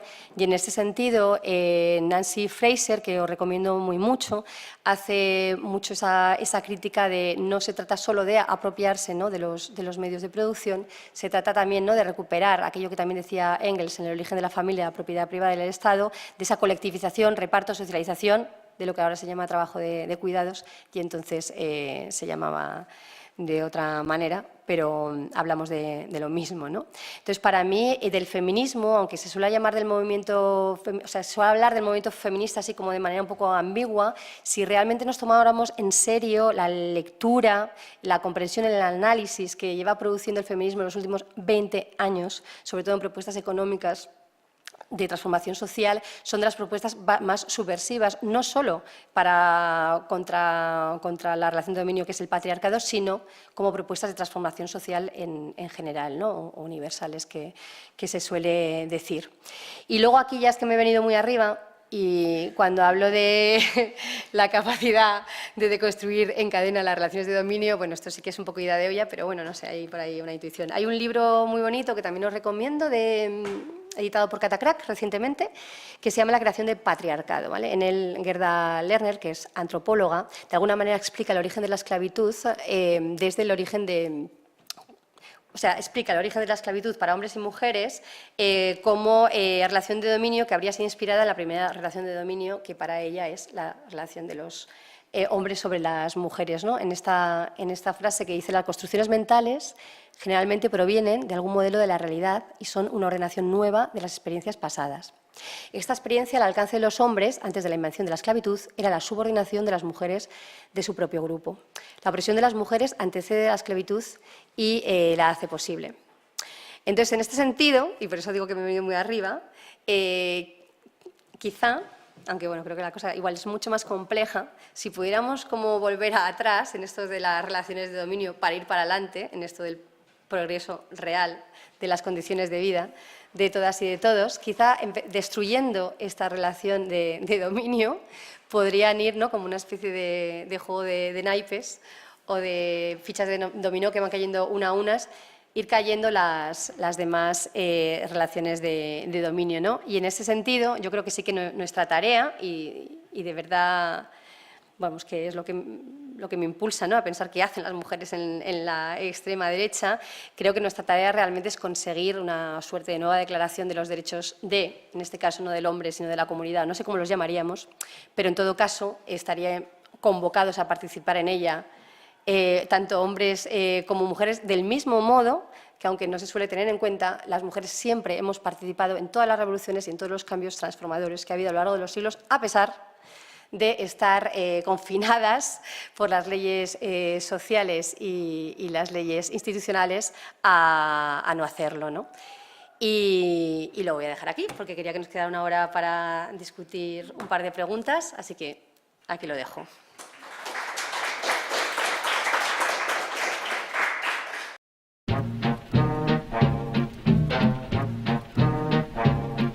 O sea, en realidad no es leído, y fui a un curso que hacía la Autónoma con el Movimiento Feminista de Madrid, nos dieron una charla sobre el feminismo de la diferencia, y me ha hecho pensar todo lo que estás diciendo. O sea, me da la impresión que el feminismo de la igualdad, al deconstruir el hecho de que una mujer se realice siendo más, o sea, que deconstruye unos discursos tradicionales, que está muy bien construirlos para que no ser madre no sea como la única opción de una mujer. Pero de alguna manera intuyo, o sea, y esto también es una hipótesis, que al final ese discurso puede ser visto también como profundamente desempoderante, porque los roles tradicionales, el ser madre, por ejemplo, también empodera a la mujer. Entonces, o sea, al deconstruir un discurso hegemónico puede parecer que se está desempoderando a la mujer de lo único que realmente le da poder, o sea, como reconocimiento social. Entonces, no sé, yo y pienso, por ejemplo, en Sarah Palin, o pienso en las mujeres salafíes en Marruecos y o sea, los discursos que tienen, y luego esas mujeres están tremendamente empoderadas porque dicen que la mujer en casa, pero ellas en casa no están. Entonces, esas paradojas me parece que existen también como en muchas culturas. Entonces, sí, o sea, yo creo que el feminismo de la igualdad igual no sé si no valora o no se da cuenta de lo profundamente empoderante que determinados roles pueden ser para muchas mujeres y pueden ser compatibles con la vida profesional, etcétera. Pues se me ocurría mientras te escuchaba a ti, mientras te escuchaba a ti también, hablar un poco desde mi experiencia personal, pero desde mi entorno, ¿no?, de lo que veo. Y bueno, yo pienso que hay muchas mujeres que son de derechas o que son conservadoras, ¿no? Y en el caso de España, yo creo que hay muchas mujeres de esas que son conservadoras que sí defienden, o sea, que sí están de acuerdo con la idea de nación, ¿no? Que no tienen que hacer ningún cambio, sino que están de acuerdo con la idea de nación. Y también pensaba que las mujeres también están más en contacto con los inmigrantes y las inmigrantes, porque al estar más en contacto con los cuidados, o sea, vivir los cuidados más de cerca, también tienen más relación con las mujeres inmigrantes que se ocupan de esos cuidados, ¿no? De cuidados pagados, ¿no? Porque tienen relación con ellos. Y entonces pueden ver también pues que a ellos les están dando ayudas y buscar la solución en que realmente, si no les dieran las ayudas a ellos, pues que probablemente se las darían a ellos, ¿no? Y entonces, pues quizá en esas mujeres de derechas, yo creo que no es tan difícil dar el salto porque la extrema derecha lo que les promete es: vamos a mantener el orden social que tenemos, lo único que tenemos que hacer es echar a los inmigrantes. Y entonces yo creo que no está tan lejos de lo que pueden pensar, ¿no?, de lo que pueden sentir. Yo creo que es más fácil eso que prometerles que vamos a cambiar la sociedad, ¿no?, y que vamos a cambiar el orden social, con el miedo que da eso, ¿no? Porque la extrema derecha yo creo que lo que promete es mantener el orden social para esas personas de derecha. Pensaba en eso, ¿no? Porque estos movimientos salafistas tenían mucha más militancia femenina, siendo organizaciones a las que los analistas políticos coincidían en tachar de organizaciones, digamos, tradicionalistas, más patriarcales, etcétera, tenían mucha más militancia femenina que las organizaciones políticas de carácter laico, incluso las de izquierdas o los partidos comunistas y tal. Y entonces una respuesta que había es bueno, sí, las organizaciones tradicionales, laicas, comunistas y todo lo que tú quieras, finalmente forman parte de la política tradicional, que es un ámbito de hombres, ¿no? O sea, que están regidas por familias en sentido estricto, o por familias políticas, o por taifas, o por relaciones entre grupos que siempre están encabezados por hombres, mientras que la militancia islamista, como es una militancia de nuevo cuño que surge al margen de las organizaciones políticas tradicionales, pues está mucho más abierta a la novedad y entre ellas a la entrada de mujeres, ¿no? Entonces, pienso quizá un poco eso, ¿no? Estas organizaciones fascistas, sobre todo las que son más posfascistas o neofascistas, pues también surgen un poco al margen de la política. O sea, ellas se presentan a sí mismas como organizaciones pospolíticas, o sea, no se definen como pospolíticas, pero en definitiva se definen como organizaciones de la gente común, ¿no? Frente al ámbito de la política, que es otro, ¿no? El ámbito de la política institucional, y yo creo que el ámbito de la política institucional sigue siendo un ámbito fundamentalmente de hombres. De hombres o de mujeres hombres, ¿no? O de señoronas, ¿no? De señoronas que renuncian, digamos, a su vida familiar, que renuncian, o sea, que hacen una carrera política como la hacen los hombres, ¿no? Teniendo un hijo, incorporándose al trabajo rápidamente, haciendo ese tipo de cosas, ¿no? Entonces pienso que entre que estos movimientos posfascistas pues se reclaman un poco de la pospolítica, se reclaman como un ámbito ajeno a la política tradicional y que se reclaman como movimientos de la gente común y que a lo mejor muchas mujeres a las que atraen son precisamente mujeres que no se sienten llamadas a participar en la política pues porque se sienten mujeres comunes, o sea, porque no son gente de clase alta, porque no son gente que quiera renunciar a tener una vida normal, digamos, o una vida familiar, o una vida por el hecho de meterse en la política, ¿no? Yo creo que luego también la cuestión de la racialización igual va un poco por ahí. Yo creo que hay una percepción de que las élites políticas, o sea que tanto el feminismo, ¿no? Como la preocupación por la discriminación racial son de alguna manera cosas que pertenecen al ámbito de la política institucional, ¿no? Como que la política institucional ha traicionado a la gente común poniendo sus energías en defender a las feministas, ni siquiera a las mujeres, sino a las feministas, que son una clase de mujeres normalmente de clase media alta, universitaria y no sé qué, y a los inmigrantes, ¿no? En contra de la gente común. Entonces yo creo que yo ahí veo la conexión entre una cosa y otra, ¿no? O sea, que esa desafección hacia la política hace que este tipo de organizaciones, en tanto que se presentan como no políticas, puedan ser más atractivas para las mujeres y también en tanto que se relaciona los derechos de las minorías, de las mujeres, de las minorías sexuales, etcétera, con la política, pues también la desafección en ese sentido pues me parece que es bastante, bueno, que es bastante automática. Bueno, yo tengo una pregunta o un comentario más bien, porque tú, refiriéndote sobre todo a Alemania, hablando de razas y de áreas, en Alemania el discurso ahora nadie habla de la raza aria, o sea, esto no es el debate. El mayor grupo que es como amigo de la Alternativa para Alemania se llama Pegida, es un grupo de europeos patriotas, grupo de europeos patriotas en contra de la islamización del occidente. Entonces, Marine Le Pen, por ejemplo, también en Francia, siempre suben los valores de la Iglesia Católica muy, muy alta, pero no de una manera de decir somos de la Iglesia Católica, sino son los valores tradicionales y esto. Entonces, solo quería comentarlo porque realmente las palabras aria no se utilizan, aunque son estoy muy de acuerdo, estoy muy de acuerdo. Y acerca de la segunda pregunta que tienes, yo creo que es muy importante de darnos cuenta del poder que ya existe a través de la estructura patriarcal. Y hay muchas mujeres que están en casa con sus hijos y es una capacidad de educación muy, muy grande. Y no solo por ser mujer van a transmitir buenas ideas, ¿no? Pero creo que es un trabajo que ya está más conectado por los ámbitos tradicionalistas y que debería enfocarse mucho en la educación, sí, de los más pequeños.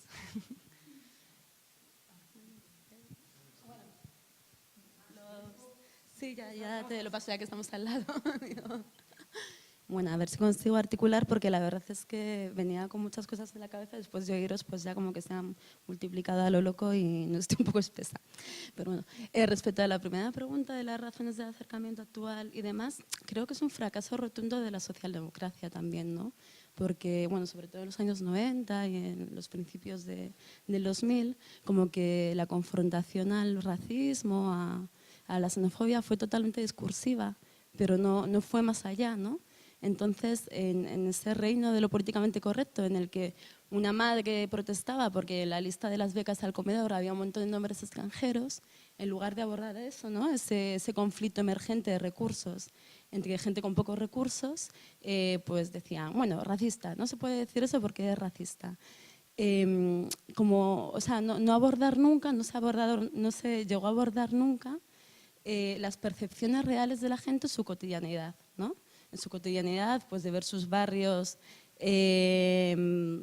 pues cada vez más plurales, de perder, no por la inmigración, sino por el cambio de escenario, digamos, pues cultural, urbano, ¿no? Pues los barrios donde la gente antes caminaba y demás libremente, o sea, como que se movía mucho lo discursivo, lo políticamente correcto, en el somos diferentes, somos iguales, sin haber ningún tipo de pedagogía, sin haber ningún tipo de información respecto a la gente que va llegando, ¿no? O sea, solo había una información pues desde la lástima o desde una solidaridad más entendida como tolerancia, vamos a tolerar a los que vienen, como desde nuestros valores europeos superiores, porque nosotros somos muy tolerantes y entonces pues acogemos a estos pobrecitos que vienen, ¿no? Pero sin conectar, digamos, las causas de por qué venía la gente, las historias, las resistencias, sin dar agencia a la gente que venía y convirtiéndola solo o en víctimas o en problema, ¿no?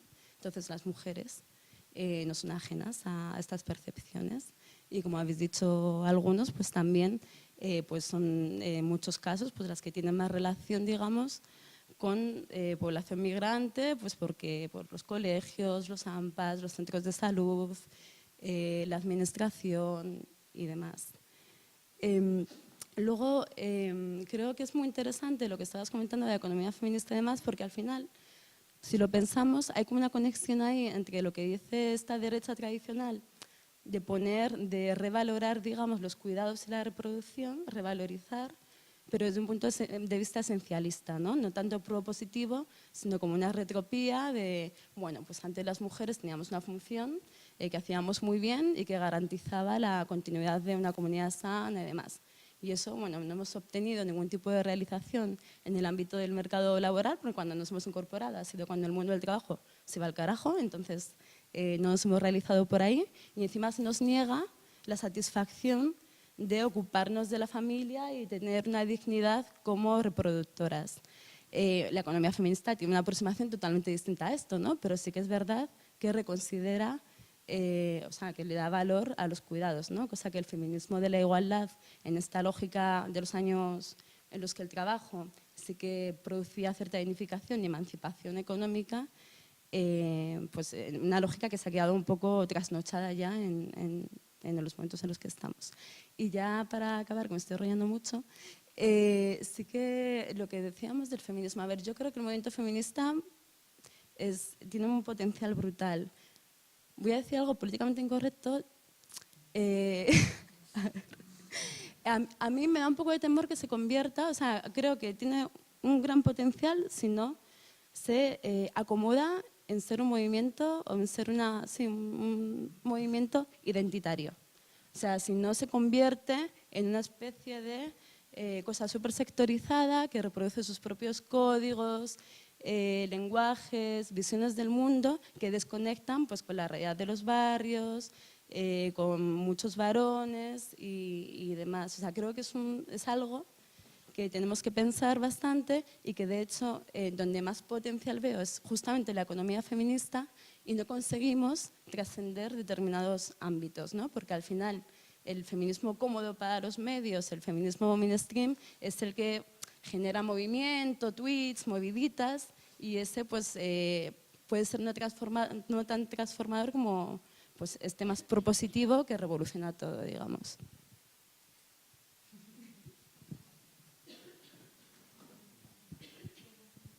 Lo primero que quería decir era respecto a lo que dijiste de esta conexión internacional, es que esto superó ampliamente lo que fue el movimiento antiglobalización, porque en América Latina ni nos enteramos. Yo me enteraba porque estaba acá, pero digamos, no nos enteramos del tema de la globalización. Y sin embargo, en este momento sí trascendió a toda América Latina y tal, o sea que es mucho más potente en los lazos y la conexión internacional. Bueno, respecto de las razones del acercamiento, y cómo no, diría yo, ¿no? Lo que me pasa es lo siguiente, por un lado veo las mujeres, pienso las mujeres dentro del Estado español, con toda una historia de franquismo y tal, y luego pienso que no conozco la historia de otros países, en profundidad me refiero, claro. Sé que hubo nazismo, sé que hubo... Buah. Pero lo que diría es que hay palabras como miedo, hay palabras como emocionalidad, seguridad, y justamente lo que los discursos fascistas o de las derechas dan es esa cuestión de la cohesión. Si pensamos, si bien hay una diferencia abismal, pero si pensamos cuándo nace o cuándo aparece el nazismo, cómo prende rápidamente, y era en un momento que estaba todo disgregado.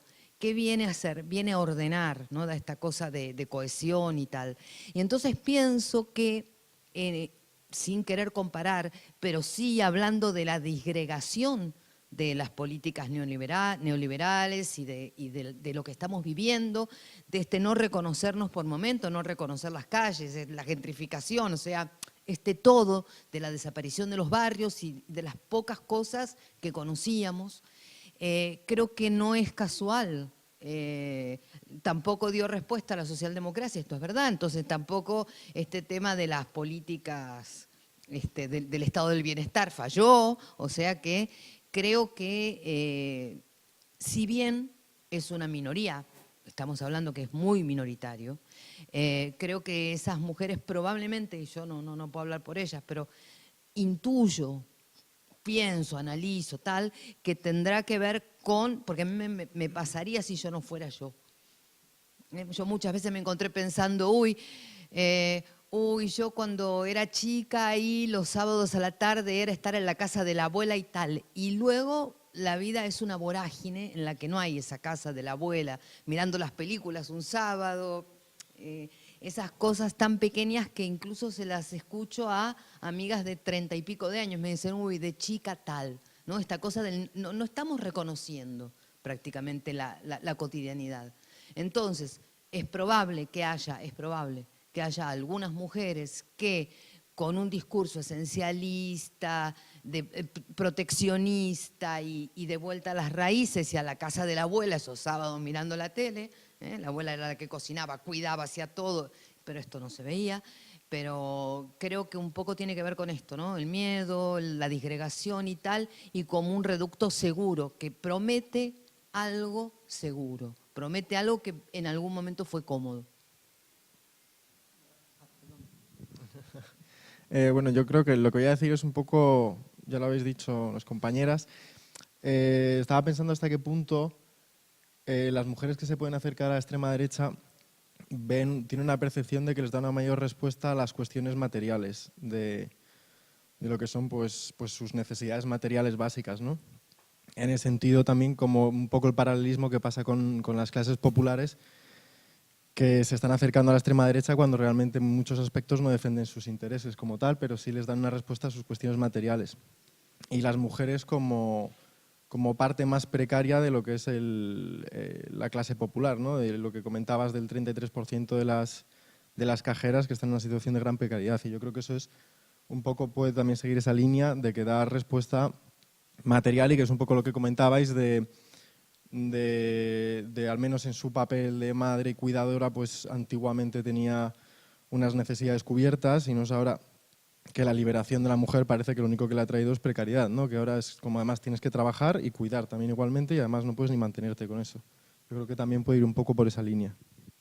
Yo igualmente voy a intentar utilizar una especie de ejemplo personal. Yo tengo 5 hermanas y la verdad es que, al igual que ¿cómo te llamas, por favor? Al igual que Diana dice, hay una especie de contradicción, ¿no? Me explico. Voy a utilizar 3 ejemplos. Los 3 ejemplos que voy a utilizar han tenido cargos de carácter administrativo en un centro de asuntos sociales. Entonces, una de ellas es trabajadora social, las otras 2 atendían previamente a las urgencias para pasarlas. Y en ese caso, luego cuando volvían a casa, no quiero hacer muy largo, pero creo que se puede vincular con esto que estamos hablando. Luego cuando volvían a casa, se lo contaban, o en su familia también, les era muy difícil seguir siendo mujeres que abogaban por una sociedad mejor y a su vez no sentir ese problema del conflicto que el Estado depositaba sobre ellas, ¿no? Como quitándose toda la responsabilidad de encima y dejándosela, y yo me pregunto si estos cargos también son en mayoría ejercidos por mujeres, dejársele todo el conflicto a ellas, para que ellas pudiesen resolverlo y a su vez sentir todo el desorden en su interior. Entonces, como una persona con formación intelectual, académica más o menos buena, al final puede mirar a la extrema derecha o al neofascismo como garantizador de un nuevo orden e intentar paliar ese tipo de contradicciones. Eso es más o menos una respuesta a cómo también a lo mejor no solamente personas que trabajan en un supermercado pueden votar a la extrema derecha, sino también mujeres académicamente formadas pueden votar a este tipo de partidos políticos. A ver, que habéis dicho cosas muy interesantes, no voy a... A ver, cojo así un poco al tuntún. Con lo respecto a ario, es verdad, yo no he leído en ningún lugar que se emplee la palabra ario, pero es verdad que se emplea la palabra raza. A la vez que cuando se emplea para argumentar sobre una superioridad, esta se pone en el plano cultural y se anexa y se vincula directamente a la cultura europea. Ahí sí que vendría cristianismo, blanco, pero se emplea la palabra raza.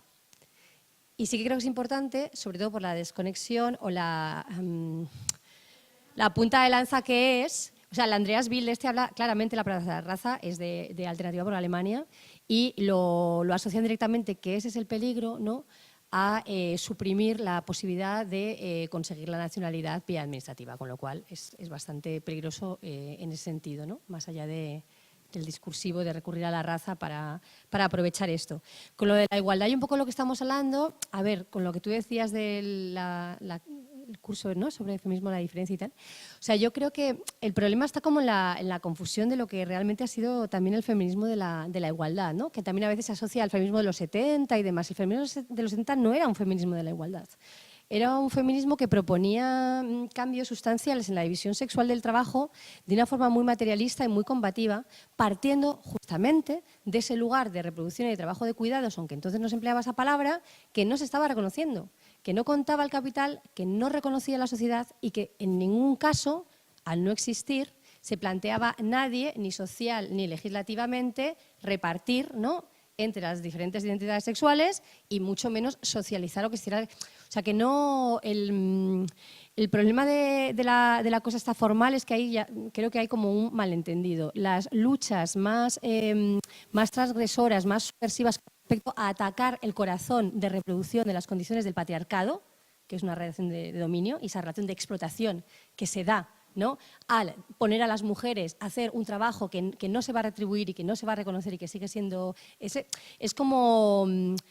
lo que hace la igualdad formal, o como se entiende ahora, es simplemente adoptar o comprar el modelo completo de lo que sería la economía capitalista. Es decir, vamos a ponernos todos a acumular beneficio, las mujeres también, porque además siempre hay otras mujeres que pueden venir de otro lugar a cubrir aquello que se sigue teniendo que hacer, pero que no lo vamos a tener en cuenta, ¿no? Y digamos que cómo se piensa la economía, qué se produce, con qué tiempos, de qué manera, cómo se construye ciudad, qué horarios ponemos, en qué educamos, todo esto sigue marcado por esa producción de beneficio, digamos, y ese es el eje fundamental, que se olvida el feminismo de la igualdad tal y como se entiende ahora. Cuando las mujeres en los 70 aspiraban a entrar a trabajar o entrar a formar parte del mundo del empleo, no es que ningunearan ni quisieran invisibilizar el papel fundamental de las mujeres en el trabajo de reproducción. En absoluto. Fueron las primeras, de hecho, que contabilizaron y pidieron, por ejemplo, las italianas, ¿no?, un sueldo para las trabajadoras del hogar, aunque fuera discursivo, que se luchaba por eso, pero también por algo que se llama autonomía, que sí que tiene que ver con conseguir sueldo. Sueldo en las condiciones de flexibilización del mercado laboral, de temporalización, de explotación, de pobreza al que tenemos ahora, ¿merece la pena? Es una pregunta que nos deberíamos hacer todos, claro, hombres y mujeres, pero todos necesitamos el cuarto propio, el dinerito para pagarlo, tal y cual, ¿no? Entonces yo que creo que a veces un poco como que se habla como del feminismo de los 70 como de una manera que sustrae como la potencia de poner justamente en el centro el trabajo de reproducción, que es el trabajo de sostener la vida que ahora se llama de cuidados, y que fueron las primeras que lo señalaron. Sobre todo lo señalaron como ese lugar de extracción de la plusvalía que no contaba y que debía ser contado. En ningún modo se ningunea. Entonces, el rollo este de volver al lugar de confort, ¿no?, de seguridad que te da sentir que hay algo que se valora de tu papel social, por supuesto, es muy importante. Pero a mí me llama la atención, y por eso sigo haciéndome la pregunta. En los tiempos de entreguerras, o sea, si leéis libros sobre la sección femenina, ¿no?, las mujeres de la sección femenina, al mismo tiempo que promocionaban el rol tradicional de la mujer en el hogar, como madre, tal, no sé qué, eran mujeres que habían renunciado a eso, porque habían preferido, por fin, y frente a todas las leyes escritas y no escritas de la sociedad de su época, salir a la arena pública, y con la arena pública no digo solo política, sino estar en el espacio de educación, ser formadas y formar, viajar a los pueblos, desplazarse, o sea, que de ahí las que formaban parte de la parte, digamos, dirigente, ¿no?, de la sección femenina, o que tenían una labor que hacer, una labor activa, digamos que de alguna manera habían conseguido justamente salir, ¿no?, de ese espacio de doméstico, que no es que sea ni malo ni bueno, sino que es el espacio al que estás condenada a estar porque no se podía salir. Pero en ese momento no se podía salir legalmente. A mí lo que me llama la atención es que ahora tú compres ese discurso en vez de comprar el de, no, oiga, yo lo que quiero, vale, o tener hijos o no tenerlos, tal, si da igual. Lo que quiero es que hay unas condiciones de reparto de la riqueza y de tener en cuenta, ¿no?, cómo se produce y se reproduce la sociedad, ¿no?, que sufrague toda esta posibilidad y que no me deje fuera. Y en ese sentido, con el movimiento feminista también siempre pensamos las mujeres blancas, no sé qué, no sé qué.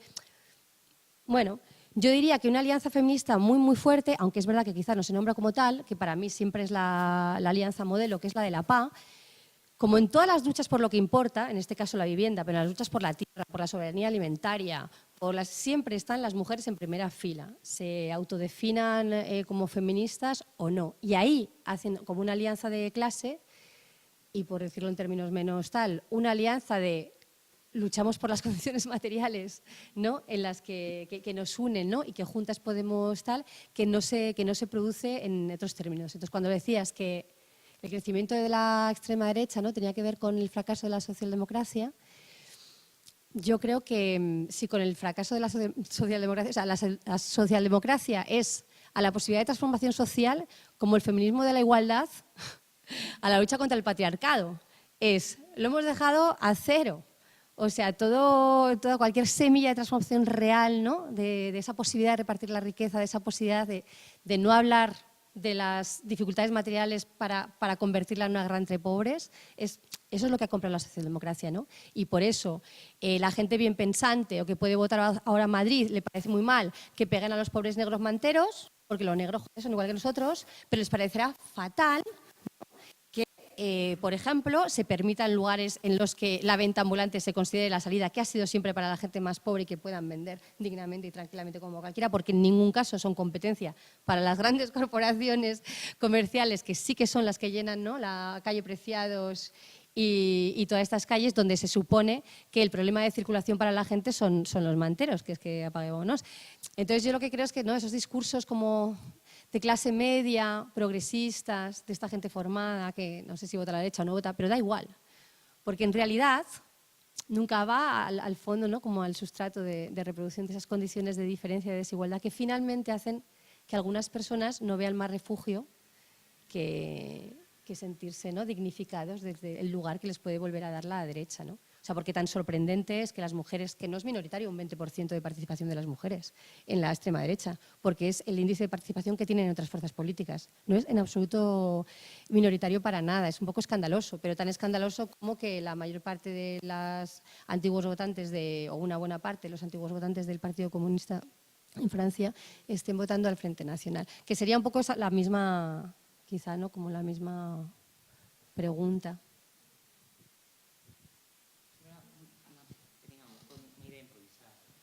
Yo creo que a lo mejor no hay una contradicción en el fascismo clásico dentro del papel más o menos de líder de algunas mujeres durante los años 20 al 45.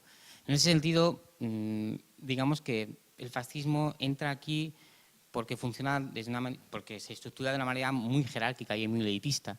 Entonces, yo creo que el feminismo que pueda pregonar el fascismo clásico, y supongo que este también en parte, es de algunas mujeres, ¿vale?, han conseguido esto, pero todas las demás vais a estar siempre jerarquizadas, porque el fascismo en ese sentido sí funciona como un movimiento perfectamente estructurado desde abajo hasta arriba o de arriba hasta abajo en este caso. O sea que yo creo que en ese sentido el feminismo que se promulga y que no se ve, o por lo menos el movimiento de igualdad de las mujeres del posfascismo, del neofascismo, del parafascismo, como queramos llamarlo, no es una igualdad para todas las mujeres. Digamos que estas mujeres líderes han conseguido cierto tipo de estatus y las demás se van a tener que acomodar a este tipo de ideas que estáis indicando.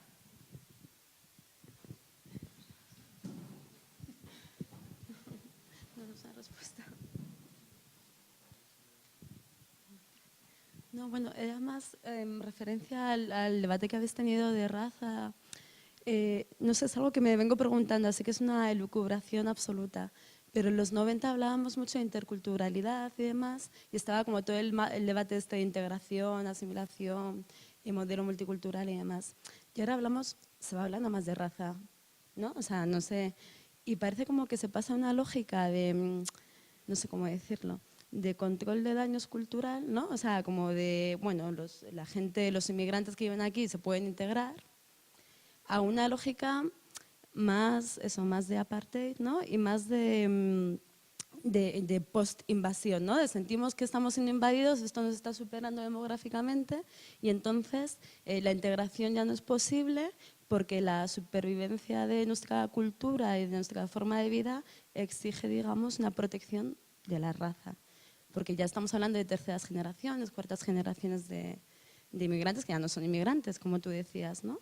Entonces, por ahí también sí que se está dando un proceso fuerte, ¿no?, de dejar de hablar tanto de cultura, que aunque fuese una cultura que al final era raza, porque era hablar de culturas cerradas y ahistóricas, ya directamente nos quitamos la chorra de hablar de cultura y hablamos de razas y ya no nos comemos la cabeza, ¿no?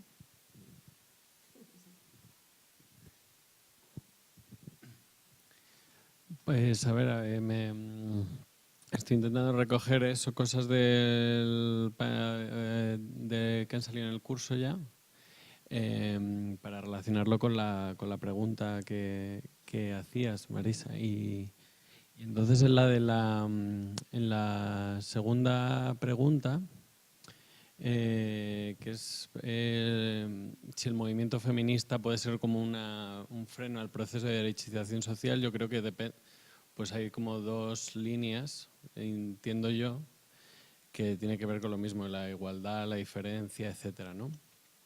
Yo creo que si el eje de género se autonomiza respecto al contexto en el que estáis, solo hay una lucha como por esa igualdad formal, que sería en términos de igualdad de oportunidades, ¿no?, que haya, digamos, la misma mitad de mujeres empresarias que de empresarios, mitad de licenciados que de licenciadas, mitad de, digamos, de distribución del poder en el contexto de la desigualdad estructural general, ¿no?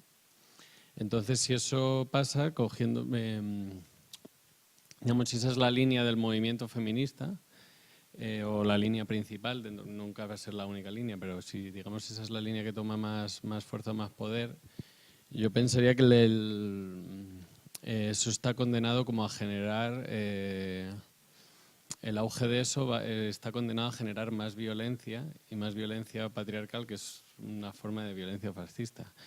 Porque en la primera sesión decíamos que si el fascismo, las nuevas formas de fascismo se dan siempre en un contexto de crisis, que eso significa pues un aumento de la polarización de la riqueza, pero la riqueza en sentido muy amplio, también del reconocimiento,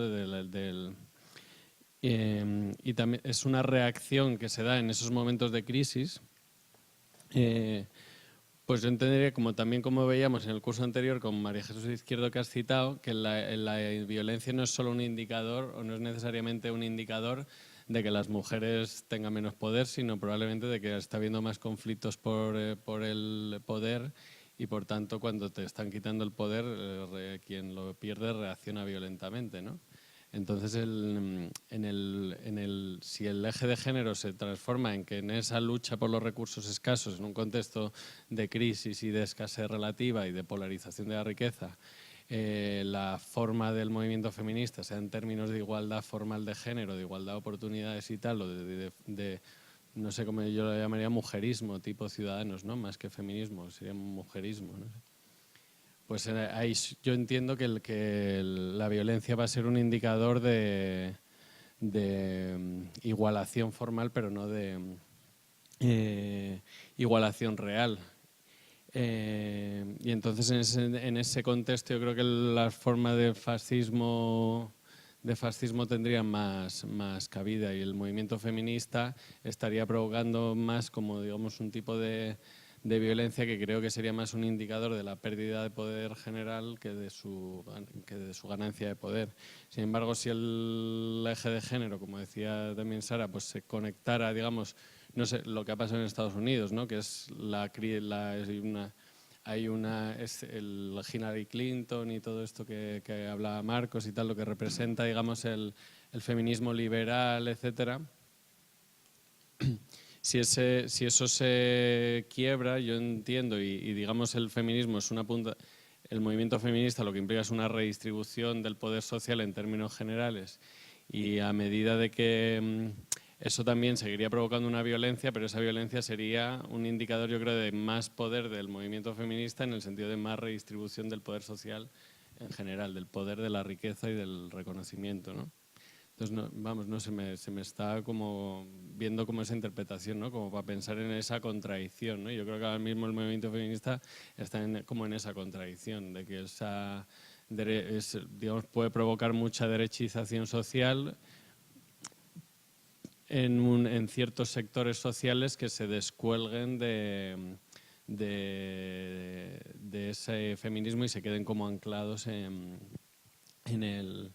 el machismo, porque ya el feminismo o algunos sectores del feminismo no tendrían como capacidad de estar anclándose como con esos sectores que en principio que si el feminismo es un feminismo universalista o que le favorece a las grandes mayorías, ¿no? Pues debería no perderse nunca esa capacidad de conectar o de recoger o de... No sé si me he explicado así más o menos.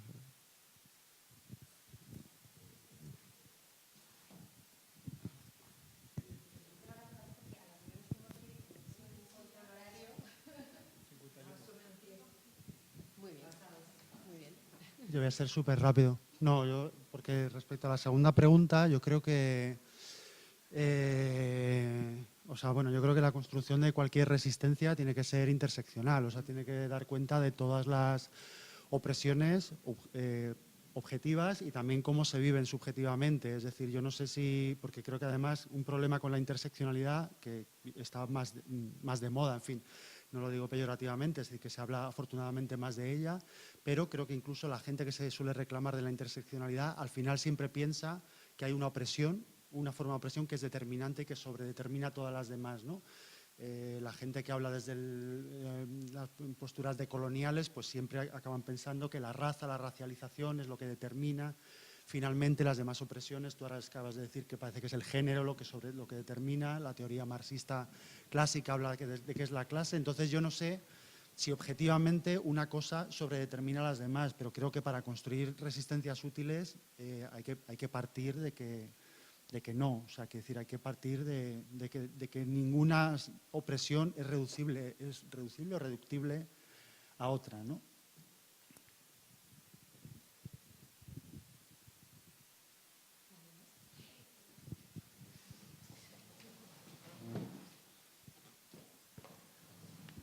Solo quiero añadir que 53% de mujeres blancas en los Estados Unidos han votado por Trump, y quiero saber cómo la relación entre Europa y los Estados Unidos y este como movimiento de mujeres contra la resistencia.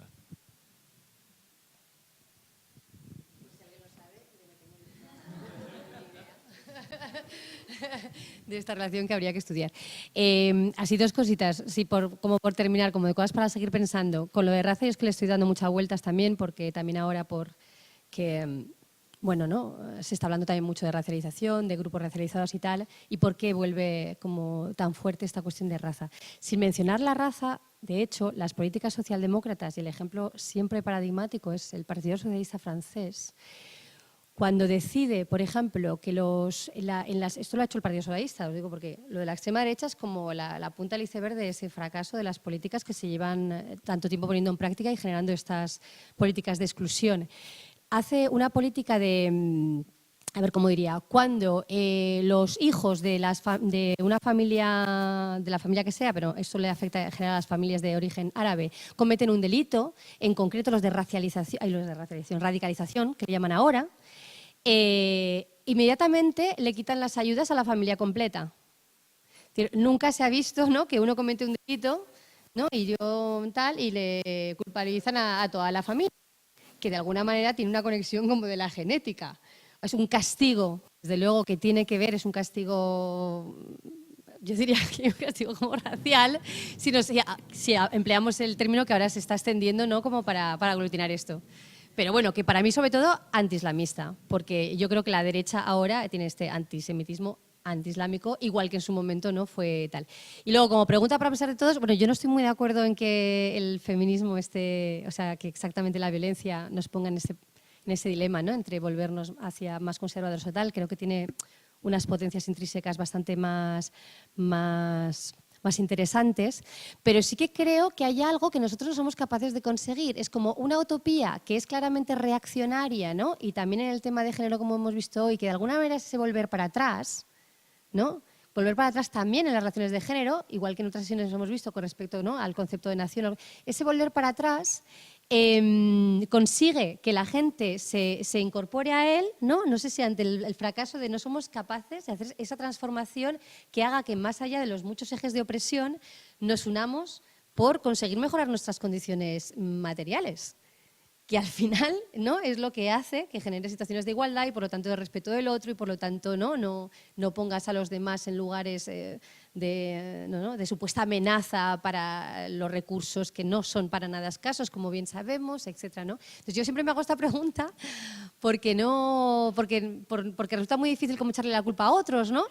Estos han sido los que han creado, pero ¿por qué nosotras no somos capaces de crear como acciones políticas y propuestas que justamente rompan, ¿no?, con esa batalla entre pobres a la que nos condenan las políticas liberales y creemos un lugar de batalla común, que igual no tiene un horizonte cerrado y paradisiaco, pero que vaya resolviendo batallas concretas como se resuelve esa alianza que hace la PA, ¿no?, sin tener en cuenta de dónde viene cada uno, y es la única de las pocas batallas donde no se tiene en cuenta si echan a Leila o a Pepe, que da un poco igual, la movida es que te está tocando a ti la vivienda, ¿no?, que es uno de los ejes de derechos básicos que están siendo vulnerados, ¿no? Y yo qué sé, yo creo que esa es la pregunta que tenemos que de alguna manera resolver.